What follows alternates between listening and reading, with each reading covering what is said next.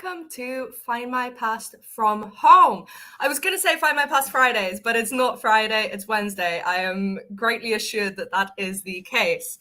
If you're dropping in, then please say hello, drop me a comment, just so I know that I'm actually live and not talking to a blank screen. That would be great. If you could let me know what the weather's like where you are. I'm currently in London and it is grey and horrible and so windy outside. It is not nice. But on the other hand, it being so grey outside means that I can sit at my desk and do this without being bashed with light from behind me from these windows. So, we've got some people dropping in. We've got Daphne, lovely to see you. We've got Roxanne, lovely to see you. And Liam, of course, so happy to have you here as ever. If you don't know me, my name is Jessie. I am think about my job title. I'm a brand marketing assistant with Findmypast, so that means I work very closely with Ellie and with Niall on a lot of the social and blog content, and every once in a while, though not very regularly, I will pop up on your screens to do a live video. So I think I've done 2 Fridays lives in the past, and this is my first Wednesdays live. So a little while ago, and I mean actually months ago now, it must have been about April time, Ellie asked if anyone had kind of specialist topics that they want to talk about on Wednesdays live. And at first I was like, I don't know anything. But then I thought about it and I was like, hang on, I do know about one thing and it's quite an interesting thing, I like to think. So I thought I would do a live about it and I would talk you guys through it. Oh, we've got more people joining now. Absolutely lovely. We've got Lorraine. Hello, Rainy here too. I'm glad to hear it's not just London. It feels like it was 40 degrees about a month ago, and now all of a sudden it's like 7 degrees and raining. Absolutely ridiculous. Hi from Edinburgh. Oh, you should go and pop over and say hi to Ellie. We've got Karen, hi from North London. Yeah, you're not far from me, Karen. Very chilly and raining. Avoid the outside today if you are anywhere down the south of England. We've got Andrea from a sunny Stoke-on-Trent. I'm very jealous. Andrea has won. Andrea wins today. It is sunny in Stoke-on-Trent. We've got Kaylee in from YouTube from Portland, Oregon. Oh, you're over the pond, aren't you? Over the river. Also foggy here. Well, it's global, apparently. Apparently, it's global. Is Find My Past live every Wednesday? So not every Wednesday. We used to do them on Wednesdays more regularly, usually if we had, for example, special guests, for example, from the Relatively podcast, or excuse any noise that you hear. I live on a busy street. Apologies for that. But then over like the course of a few months, maybe at the start of this year, after 1921 census launch, we had kind of fewer of them, less of them over time. And Ellie wanted to kind of try and reinstate them and try and get them back so that we had a bit more time to chat to you guys about other cool topics and other cool things that had happened in history. So not every Wednesday, but keep your eyes peeled because we're trying to get more of them out there. Oh, we've got more people dropping in. We've got Damien dropping in from Ireland, wet and windy. Yeah, it seems like this is fully a global thing. Hello from Florida. What's the weather like in Florida? How are you guys doing in Florida? Are you wet and cold and rainy like we are? Please let me know. I'm genuinely curious. And we've been looking forward to this since Jessie briefly explained to me what it was about last month. Okay, well, I guess that's my cue to just jump right in, isn't it? And today I'm going to talk to you guys about the Jarrow Crusades. Okay, so for those of you who don't know, I know when I did my first Find My Past from home, there was a bit of a discussion as to where's Jessie's accent from? We can't tell. It's a really weird accent, I know. But I'm from Newcastle. I'm a Geordie girl born and bred. So the Jarrow Crusades are a really kind of integral part of my local history and my ancestral line and my family's ancestral line and the wider local area. So it's something that we get taught about in schools. It may not surprise you to know that I was a theatre kid growing up, and we did a whole devised piece on the Jarrow Crusades, where we were all the marchers, and that was great and wonderful. But I've realised as I've grown up that it's not very widely known about. Like, a lot of people don't actually know about the Jarrow Crusades, or as some people know it, the Jarrow March. And that really surprises me because it was such like an integral part of Northeastern history, and it was such a huge and important protest for workers' rights. I have a friend who might actually be watching today. If you are, hi Cameron, who he studied workers' rights at university, and he is Northern, and even he hadn't heard about the Jarrow Crusades. And I was like, right, it's time to get this out there because it does feel like it's been kind of erased from history a little bit. So, what were the Jarrow Crusades? We're about to get into it, but they started on the 5th of October, 1936. So that was exactly 86 years ago to the day that the Jarrow Crusades began. But realistically, the context behind the Jarrow Crusades started way earlier than this date. So, where's Jarrow? I hear you all ask, where is Jarrow? Excellent question. So we've got this lovely little map here. This is an 1898 Ordnance Survey map from the Francis Frith collection that's been recolorized. If you haven't checked out the Francis Frith collection on Findmypast, you absolutely should. It's a really, really excellent collection of photographs of all different local areas across Britain, and including this map. So this arrow here is pointing to Jarrow, right in the center on the River Tyne. On the right-hand side, we've got South Shields by the coast, and then this kind of big grey area on the left is the centre of Newcastle. If you're interested, there's a tiny little bit here that says Heaton. That's where I grew up, and below the river, almost directly, is where my family are from. So aside from a few rogue Greeks in my ancestral line, almost all of my family are from this area, and you can pinpoint them in this map. So when I say that this is close to my ancestral line, I really do mean it. I'm not making that up. So as I say, Jarrow is right in the middle here on the river. And this is about the time that we're going to be talking about as well, 1898 kind of onwards. So this is really what Jarrow would have looked like on a map while the Jarrow Crusades were happening. Introducing Sir Charles Palmer. So Sir Charles Palmer was born in 1822. You can see we've got his birth record here. He was born to Georgia Maria Palmer, and he was born in South Shields. When he was 15, he started working in the shipbuilding industry. For those of you who don't know, the north of England was very, very kind of entrenched in these hard labor kind of types of industries. So shipbuilding, steelworks, mining, all of these kinds of things were really what the north of England was all about. So Charles Palmer was brought into the shipbuilding industry by his dad. He was also a politician as he grew up for the, I believe, the Liberal Party off the top of my head, but don't quite quote me on that one. Anyway, he goes off and does a few years of work experience in France, and then he comes back in his 20s and he partners with his dad in his shipbuilding company. And in 1850, he ends up opening what is now Palmer's Yard, or was Palmer's Yard, I should say. We'll get into it. So Palmer's Yard was a massive shipbuilding yard in Jarrow, as I say, opened by Sir Charles Palmer. It was opened in 1850. And as it grew, it became the single biggest shipbuilding yard in the entirety of Britain. It was massive. It had the largest output of ships in the entirety of Britain, out of every shipbuilding yard. It originally started building just cruisers, but then in the 1880s, it went on to building warships as well. And obviously, as I'm sure you guys can imagine, going in the late 1800s to the early 1900s, this became really integral to Britain. So yes, it was absolutely massive. And where was it? It was in Jarrow. It was in the center of Jarrow, right on the River Tyne. So to give some context to the size of Palmer's Yard, in 1850, the population of Jarrow was 3,800. And by 1891, the population of Jarrow was 35,000. So almost 10 times what it was 41 years ago. And that was all down to this shipbuilding site.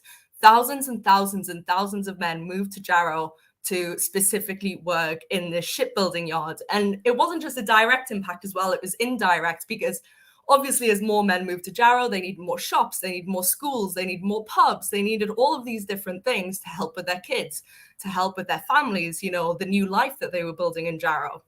And it was all kind of centralized around this one shipbuilding yard, around this nucleus, which was Palmer's Yard. So it worked to employ thousands and thousands and thousands of men, and really became the first kind of industry, I guess, that Jarrow had ever had, and really contributed to this massive boom in Jarrow's economy and Jarrow society. So we've got it pictured here in 1920, and we've got the HMS Queen Mary leaving Palmer's Yard, and then Tynemouth in 1913 below that. Both of these images are from the Tyne and Wear archives, and you can find them in public domain online if you want to go for a gander. I don't know. So yes, it was all kind of centralized around this one shipbuilding yard. It was absolutely massive. Now, that's not to say it was a nice place to work. As is kind of the standard, I guess, with a lot of hard labor, it really wasn't a nice industry to work in.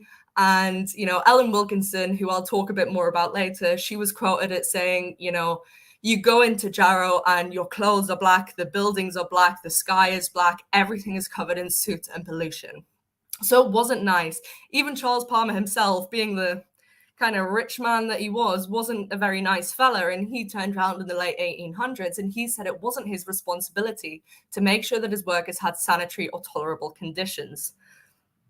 So it clearly wasn't a great kind of career to have, I guess. But by that same stretch, bearing in mind that these thousands and thousands of men wouldn't have had jobs otherwise.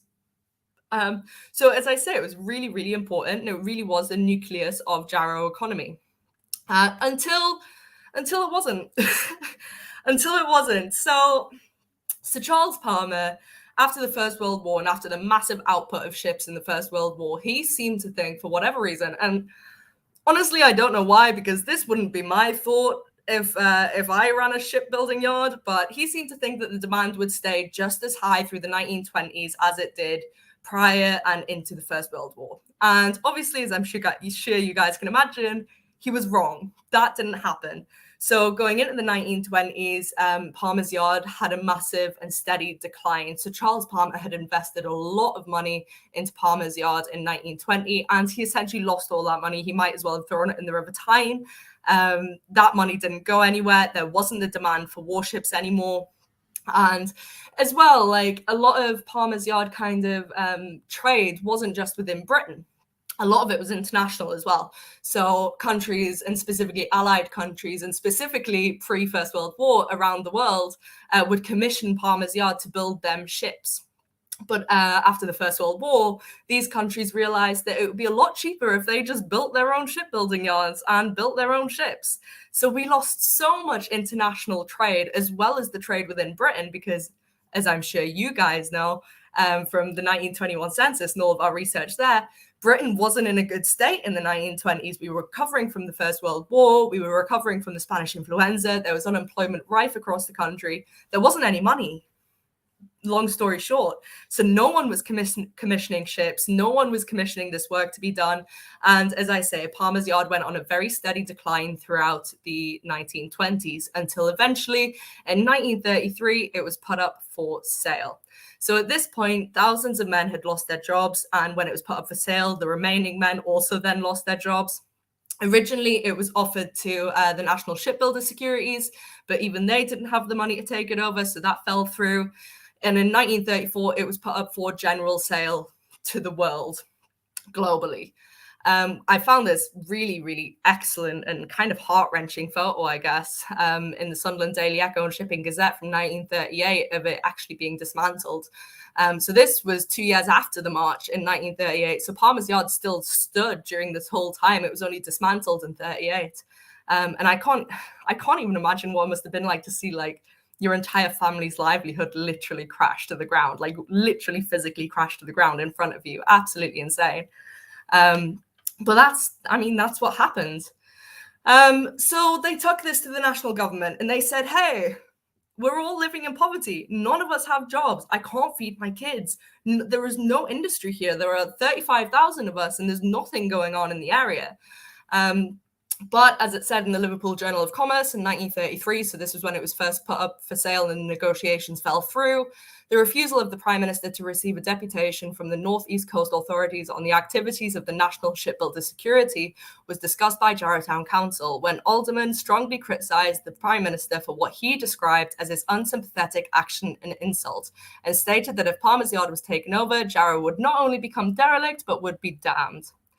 And that's pretty much what happened. So Alderman was the mayor of Jarrow at the time.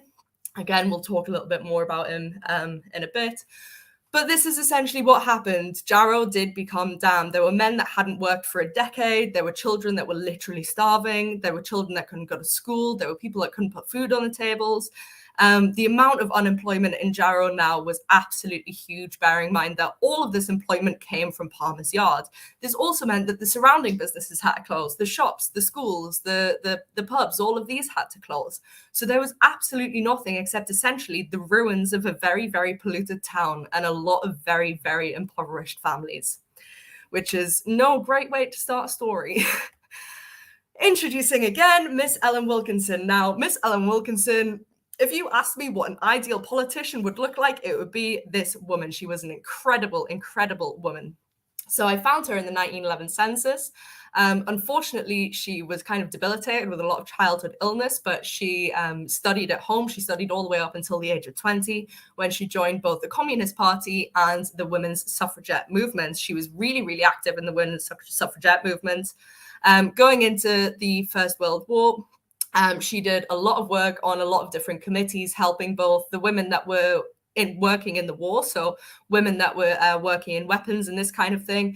And then she also became part of a wider employment committee that supported the women that were substituting, in inverted commas, the men in the war. So she did a lot of really, really amazing work.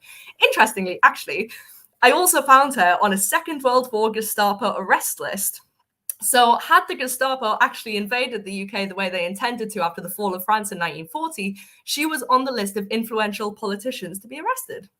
Obviously, that never happened, but there you go. That was a nice little tidbit. I couldn't fit it on this slide, though.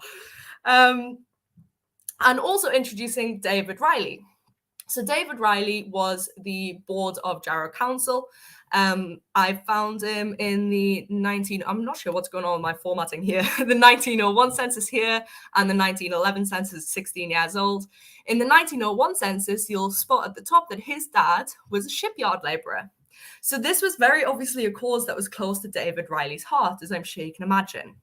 So after Palmer's Yard had been kind of put up for sale and it clearly wasn't happening, there was an American investor.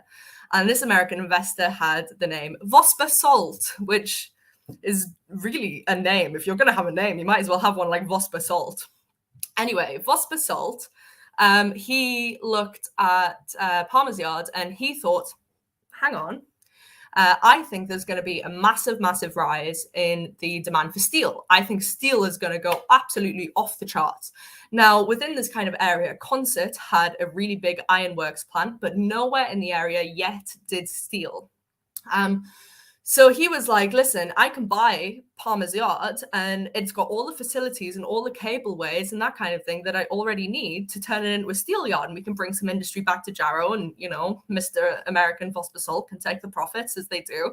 And everyone in Jarrow was like, yes, this is what we need. This is absolutely what we need, 100%. We need this industry to come back and we need these jobs. Unfortunately, the British Iron and Steel Foundation turned around and they said no.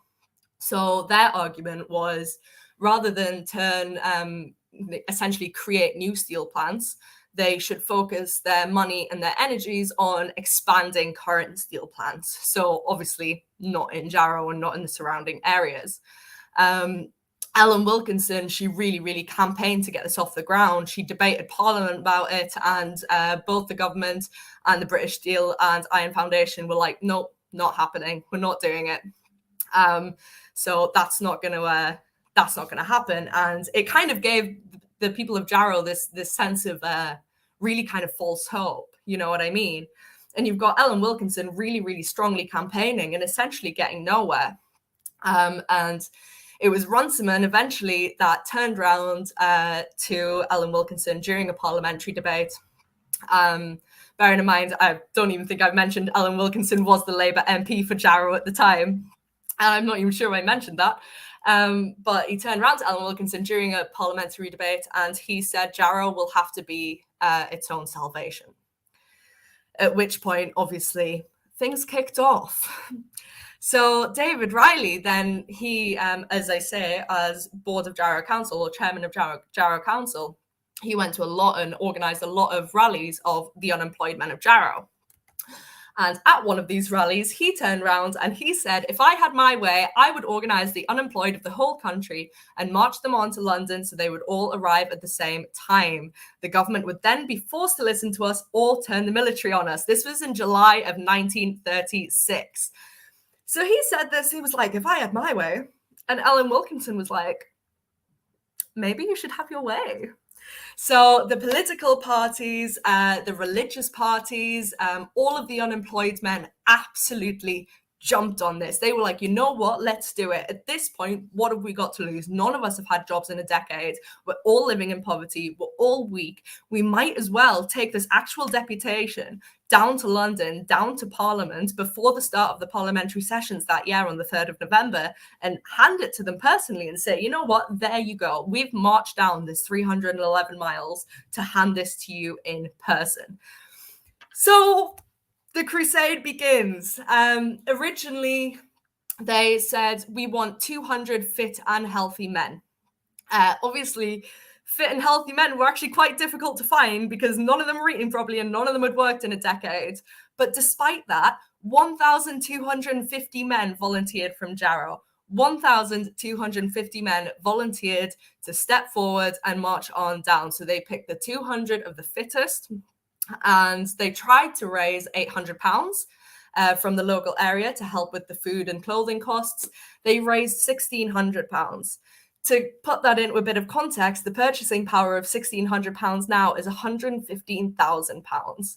So they raised a lot of money. And bearing in mind, they only raised this money from the local area. So they only raised this money from these people that had been in poverty for the past 10 years. And they still, and this just really goes to show like the power that people had and like the belief that people had in this as a protest and how it really, really already, even now, captured the hearts of the population. So obviously the government were really against this idea. The government were like, hey, we don't want this protest to happen. So, you know, they urged town councils to visit towns rather than going on a march. And this might be one of my favorite things that she ever said. Ellen Wilkinson, MP, said that they wanted to march to London to be dramatic. Fair enough. I respect that. I've got full respect for that. Good on you, girl. The Ministry of Health then said that public bodies weren't allowed to donate money to the Jarrow March. So no public bodies were allowed to donate money, despite the fact that many of them, and especially the constituents that the march was going to kind of pass through, had promised money. And then the Ministry of Health were like, nope, not allowed. You're not allowed to donate. But despite all of this kind of backlash that they were getting, they did it. They, on the 5th of October, 86 years ago to the day, these 200 men set off from Jarrow. And it says in the Dundee Evening Telegraph here that thousands of people showed up to watch them leave Jarrow. Thousands of people. It says that business was practically suspended as so many people went to go and watch these men take off on their journey. Now, there is a reason that I call this the Jarrow Crusade and not the Jarrow March. Because you may well have heard the Jarrow March in the past as like a phrase. David Riley himself preferred the term crusade for two reasons. First of all, because he thought it denoted this kind of this sense of strength and power that the men had, which was, you know, absolutely evident. But also because during the 1920s, there'd been multiple what were called hunger marches. And these hunger marches often consisted of up to thousands of people and did a fairly similar thing to what the Jarrow March were doing. So this wasn't the first of its kind. But the hunger marches were very often organized by the Communist Party. And while David Riley had no issue with the Communist Party, absolutely, Ellen Wilkinson was originally a member of the Communist Party before she moved to Labour, he really didn't want the march to be affiliated with any political group. So he didn't want to say, this is a Labour march, this is a Communist march, this is a march for the Conservatives, whatever. He wanted this to be a march no matter what your political party, whether you were a Labour or a Conservative supporter, no matter who you were or what your kind of alignment was, either you supported the workers or you didn't support the workers. And that was all that mattered. It wasn't a case of political alignment. And that's not to say that it was removed from politics, because obviously it wasn't removed from politics. Obviously, workers' rights is and always will be a political issue. But he didn't want it to align to a specific political party. And we'll see more of how this pans out in a little while, won't we? So the Jarrow March kicks off. Ellen Wilkinson and David Riley are leading the march. The two of them hand in hand. There was actually a photo of them on a slide earlier, but that was a slide from before, and I'm not going to go back to it. Obviously, Ellen Wilkinson is a Labour MP for Jarrow, so she has certain political kind of commitments that she can't get out of. And on the 8th of October, so 3 days in the march, she has to go to Edinburgh for the annual Labour conference. And she spends the entire time advocating for the marchers. She spends the entire time at this Labour Party absolutely shouting for the marchers. And I'm just going to read you a part of this speech, which was called in the newspaper Impassioned Speech by Ellen Wilkinson. I'm just going to read you this because this stuck with me. This is not a moment for more resolutions, for more reports, for a new kind of inquiry. What we want is something that will fling a challenge to the national government and say, our people shall not be starved. They shall not be starved by the Unemployment Assistance Board. Their children shall not die. If we cannot do this, what use are we as a Labour Party, as a Labour movement? What right have we, trade union officials who never miss a meal, to say to these men, you shall not march? Fair play to this woman. Now, unfortunately, the Labour Party didn't take this very well. Again, because of the hunger marches that had happened in the 1920s and because of Ellen's history of being in the Communist Party, the Labour Party really didn't want to be seen to align with the kind of cause of the Jarrow March. And so, because obviously of the connotations of communism, and so they actually really outwardly said, they really outwardly went against it, which is kind of not what you'd expect from the Labour Party, being that the whole point of the Labour Party is workers' rights, but they were really against the march. They were really against what Ellen Wilkinson was doing with the marches. And they kind of used this scapegoat where they said, I can't believe you're making these, weak, impoverished men march to London. Which completely ignored, obviously, the fact that all of these men were volunteers and all of these men really wanted to do it themselves. But it kind of used the state of these men in kind of a destitution sense as a scapegoat and said, I can't believe you're making them do that, and ignoring what had made them do that in the first place. So David Riley was quoted as saying that he felt like the Labour Party had stabbed him in the back. So he'd been a Labour man his whole life, and he felt like the Labour Party had stabbed him in the back. And this was kind of the stance of all of the marchers. Simultaneously to this happening, the Ministry of Labour's Unemployment Assistance Board cut the employment benefits of every marcher who marched. So all of these men were on unemployment benefits, undoubtedly, because none of them had a job. And the Unemployment Assistance Board said, because you guys are unavailable to work, because you're on this march, and because you're protesting, and because you could not take a job now if we offered it to you, we're going to cut your benefits and stop your benefits. So this obviously just continued to enrage the marchers, as you can imagine. They were essentially being attacked from all sides. And while, of course, David Riley had said that he didn't want this to be a political march, it would have been nice if people from certain political parties, including the Labour Party, had supported the cause at the very least. So to have them not, and then to have their benefits cut simply because they were protesting, was an absolute kick in the face. But these are Geordie men. And I don't know how many Geordie men you guys know in your life, but they never give up and they never back down. So they continued. You can see in the middle here, this was their route. So in their first week, they ended up at Ripon, and then they took 2 rest days, which was the longest rest that they took throughout the entire 26-day march. I've got some lovely photos here. I love this photo of the guy fixing his boot on the right. I think that's a really, really amazing photograph. But what's interesting is that, we were talking, or I was talking about this march being apolitical, or this march being kind of removed from an alignment to a political party. And obviously, as we've said, the Labour Party really, really didn't support the march, and it really didn't support the cause of the march. But when they arrived in Harrogate, now bear in mind that Harrogate was absolutely prosperous. Harrogate was doing so well. Harrogate had a lot of money, and its population had a lot of money, and it was also a very, very strongly conservative seat.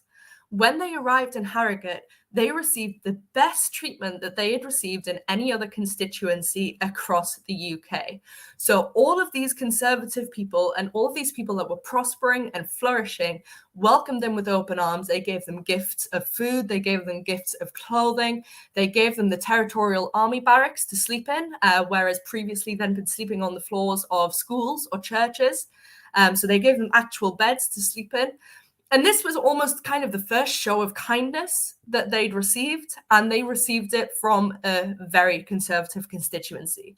And this is what I think David Riley meant, I should say, rather than meant when he said he wanted this to be removed from politics. Either you supported the workers or you didn't support the workers. And I think we can really see that. This is a march being led by a Labour MP, but not backed by the National Labour Party, but received well by the Conservative constituents. This has nothing to do with your alignment to a political party, and this has everything to do with whether or not you believe the men of Jarrow deserve to have their industry back, their economy back, their social, their quality of life back. And this was seen throughout their journey, absolutely. So the Labour government, the government at the time were Conservative, the Labour Party even, said to the Labour constituents that the march was going to pass through, said, don't, hello, Labour MPs, don't meet them when they arrive in the area. Don't give them gifts, give them very basic beds to sleep on. We can't be seen to be supporting this march. And Mansfield, at the start of week 3, completely ignored that. Mansfield was a very heavily Labour constituency, and they said, nah, absolutely not. We're going to give them an absolute hero's welcome. We're going to give them gifts. We're going to cook for them on the wayside. We're going to give them beds to sleep in. Our Labour MP is going to come and meet them and shake their hands and give them the hero's welcome that they deserve, and completely ignored what the actual Labour Party had asked them to do or even told them to do. So this, again, as I say, this had nothing to do with political alignment, and this has everything to do with your whether or not you supported the workers, whether or not you supported the cause. So the march continued. Unfortunately, as the march continued, some of these men were put in hospital. I'm not going to try and say that word. They were put in hospital. Unfortunately, as I said earlier, a lot of these men were very weak, and a lot of these men hadn't worked in many, many years. And a lot of these men essentially had been starved for the past few years. So as the journey progressed, the numbers became lower and lower. Now, none of them were in critical condition, but it just kind of goes to show their dedication to the cause, that they would get to the point that they would collapse on this march. Again, we can see in the Hull Daily Mail here that they were housed by the Sheffield Conservative Federation when they arrived in Sheffield. And then on the right-hand side, so this was very kind of towards the end, we've got the locals cooking meals on the roads for the marchers, which again is a really, really lovely, kind of amazing show, I guess, of how much these men captured the hearts of the nation on their journey. At this point, the march was getting really, really wide publicity across all local newspapers. If you search Jarrow March now in Newspaper Archive, I mean, I had a wild time. I've been in there for like 2 days going on this little deep dive. You will have an absolutely wild time. There is so much from the 1930s about the Jarrow March, and even going into the 40s and 50s and 60s, as it was still talked about, as it was still kind of a focal point in the media. So it really garnered even the attention of the nation, and these men really captured the heart of the nation with their plight and with their story. Stanley Baldwin. So he was Prime Minister at the time. I found this quite dapper, actually, photograph of him in our Harrow School photographs. I'm not really sure what happened, Stanley. But he was Prime Minister at the time of a Conservative government. So it was around the 28th that Ellen Wilkinson went ahead of the marchers. She went down to London and she brought a deputation to Stanley Baldwin, and she said, there you go, the marchers are going to be here in 3 days. Are you going to come and meet them? And Stanley Baldwin said, nope, not going to come and meet them. And Ellen Wilkinson was like, okay, so talk to me. What are you going to do about the unemployment rates in Jarrow? And Stanley Baldwin turned around and said, actually, employment rates are increasing in Jarrow. They are. And Ellen Wilkinson was like, that blatantly doesn't sound right. And as it turns out, what Stanley Baldwin had done was he'd compiled the Jarrow unemployment statistics with South Shields and with Gateshead as well to make it look like the employment rates were higher in Jarrow than they actually were. So obviously this was pretty much an out-and-out lie from Stanley Baldwin, and he was very against coming to meet the marchers. But he was also scared because this, as I say, this had gained so much publicity from the media, from the local and national media, and as well, on top of that, he was worried that Edward VIII was going to break constitution and come and meet the marchers as they arrived in Marble Arch. So not only was he worried about the sense of the nation and the sense of the newspapers and the population, but he was worried that this had reached the monarchy.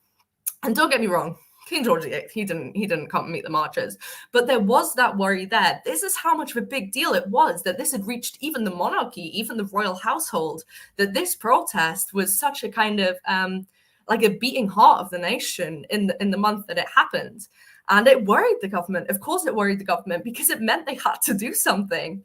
Or did it mean they had to do something? That's the question. So they arrive in London on the 31st. The parliamentary sessions begin on the 3rd of November. When they arrive in London, no one from Parliament other than Ellen Wilkinson is there. So they are feeling quite defeated, obviously, and they just retire to their accommodation in East London. The next morning, they kind of pulled together a very hasty meeting, I guess, of all of the marchers, and Ellen Wilkinson, David Riley, and John Jarvis comes along. You can see in the middle here in the Shields Daily Gazette, John Jarvis comes along. And he says, he's a Conservative politician, and he says, we're going to bring tube works. We're going to turn Palmer's Yard into tube works. I'm going to buy out the boiler works, and we're going to bring this massive industry to Jarrow. And everyone's like, okay, excellent, action, maybe. Does it happen? It doesn't happen. John Jarvis does. He opens a furniture factory that employs 98 people out of the thousands unemployed. And that's the extent of it. Concert Ironworks, which I talked about earlier, do end up expanding. The British Steel and Iron Foundation do end up giving them the money to expand into steel as well as iron. So they do that. And that manages to employ a few people at the very least that can travel from Jarrow to Concert or relocate. But there are still thousands and thousands of people in Jarrow unemployed. So we can see on the left here in the Shields Daily Gazette, we've got Alderman, who I spoke about earlier, the mayor of Jarrow. So this is just after the march. He is criticising the government for not listening, for their lack of action. And I read that and I was like, that just sounds like the very beginning of this whole thing when he was criticising the government in 1933. Nothing has changed. The same things are happening. You've got the mayor criticising the government for the government doing nothing and the government continuing to do nothing. So nothing's changed despite this massive protest that garnered so much publicity, that caused so much fear in the government, that caused so much kind of division between different political parties, that captured the hearts of the nation, and nothing happens. Yes, it is what it is. But the men, they went back to Jarrow on the 4th of November and they came back to an absolute hero's welcome. There were street parties, there were celebrations, there were drinks to be had, there was a real sense of camaraderie and there was a real sense of community. They got an absolute hero's welcome, and so they absolutely should have. So we've got Guy Waller, Jarrow Marcher. So this was 40 years on from the original march. This was on the 40th anniversary. And he said the march produced no immediate startling upsurge in employment in the town. It took the war to do that. So inevitably, this whole thing, this whole protest kind of almost, I would say, came to no end. But as time has gone on, it's kind of become this pinnacle of protesting workers' rights, specifically in the north of England. So in 2011, so this was on the 75th anniversary of the Jarrow March, there was a big march for jobs. Now, this caused some backlash. Some people said, including politicians, said that this was a kind of insult to the memory of the Jarrow marches. But this has been replicated in different protests and in different marches, and is a really kind of strongly instituted part of Northeastern history. We've got this statue of the marchers outside Jarrow Morrison's, because where else would you put a statue of the marchers except outside of a Morrison's? Perfect. Absolutely love it. But it's a beautiful statue. And finally, you've got, you know, this beautiful kind of structure that's built at Jarrow Metro Station. What I have not mentioned that I will mention is that after the Second World War, so going into the 40s and then going into the 50s, that whole area was actually doing quite prosperously. It was doing quite well. There was a lot more steelworks, and then later on mines that really kind of brought a bit more industry to the area. So it stopped suffering as much as it did after the Second World War, which is really great to hear. What's interesting is that in the 1950s, the Labour Party, who had so strongly defamed the marchers and so strongly said, we do not support this march and we do not support this protest, then because of Ellen Wilkinson and because of her place in the Labour Party, claimed credit for the Jarrow March in their 1950 campaigns. They put the Jarrow marches on their banners, and they spoke about the Jarrow marches in their speeches, and they claimed credit because Ellen Wilkinson was a Labour MP. However you take that is absolutely fine, but this was, in my view personally, the work of one woman that the Labour Party were taking credit for, and kudos to Ellen Wilkinson, because she was a really, really incredible and strong woman to stand up for all of those men, all of that, you know, that whole constituency.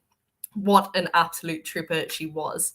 Obviously, things prospered until the 1980s with the mines shutting down and that kind of thing, but that overall, for you guys, is a quick rundown of the Jarrow March. The lightning has totally changed now. That was the Jarrow March. I'm going to run through these and have a sip of coffee because I haven't drank any liquids and my throat feels like it's so dry. Hang on, let me see what you guys are saying. I think history might be repeating itself soon. You know, if there's one thing I've learned working at Findmypast, I've learned many things working at Findmypast, but if there's one thing I've learned working at Findmypast, it's that history really, really does repeat itself. There's a reason that, you know, when we look at 1920 census returns, 1921 census returns, we can see these comments and these protests that ring so true today, that ring so true with what we're experiencing now in our society. And it hits home with me. And I don't know about you guys, but to me, it's almost a comfort. A little bit. It's almost a comfort to know that such similar issues have been prevalent again and again and again throughout our kind of nation's history and throughout our shared history. And every time our ancestors have gotten through it, they've done it. They've done it every time. They've gone through the hardship and they've come out of the other side. So we may be going through something similar, but we'll come out the other side exactly like they did 100 years ago, exactly like these marchers did, exactly like all of these men and women and people did in the past. Love a good map. Also love a good map. Yes, hi Rose. What else have we got? A lot of these are just kind of wows, and I'm not sure what they're referring to, but I'm assuming that's good. William Jobling? Someone's going to have to explain this to me, because I feel like I've missed something. Who's William Jobling? Because the name rings a bell. The name absolutely rings a bell. So, okay, someone's going to explain that to me at some point. I'm going to be messaging Liam after this. I'm going to be like, hit me up, tell me what this is about. Yes, exactly, Daphne. If you're on a march, you're not available for work, hence no dole money. That's exactly what happened. They cut the benefits of these men. They said, you're not available to work right now. But it felt so sly and underhanded, because these are men that hadn't had jobs for the past decade. There hadn't been the jobs there. This is why they were protesting in the first place. They were protesting because they couldn't get these jobs, because the Unemployment Assistance Board wasn't offering them these jobs, because no one had these jobs to give them. This is why they were protesting. So to then take away their benefits on the tiny, tiny, absolutely tiny chance that they ended up getting a job. It was very underhanded. It was very underhanded, and it was one of many things that different kind of, the British Steel and Iron Foundation, the Ministry of Labour, that they all did to try and kind of kill the spirits, I guess, of these miners and to kill the spirits of these Geordie men, and instead just work to enrage them more and to kind of inspire them more to go on this protest. Absolutely. What kind of industry is there now? Good question. So I wouldn't necessarily put Newcastle at anything other than it's a big tourist city for the UK. So I'm talking specifically about Newcastle rather than the wider northeast of England. So it's a big tourist city. It doesn't really have a lot of financial centres. So it doesn't really have that kind of office centre vibe. What's happening in Newcastle now is what's happened very similar to Manchester and Liverpool in the past, is that a lot of smaller kind of production houses and studios and ITV and all this kind of thing are building up studios in Newcastle, and that's offering a lot of employment at the minute. And this is because Newcastle is notoriously, or the northeast of England is notoriously a lot cheaper than the south. So yeah, that's kind of what industry there is now. Obviously, this kind of hard labor sort of thing that happened in the 1800s and 1900s doesn't really exist anymore. William Jobling was a coal miner from Jarrow who was hung for a crime he may or may not have committed. I'm going to need to look this up. Thank you, Anya. I appreciate that. Yes, it does. Absolutely. 100%. And what's interesting as well is that the 1930s, or the very start of the 1930s, saw the first ever means-tested benefits be introduced. So the benefits that these men were on for the first time ever were means-tested, which is the same benefit system we have now. Almost exactly the same benefit system we have now. They were means-tested and they were reliant on your availability to work. 100%. I'm not disputing this in the slightest.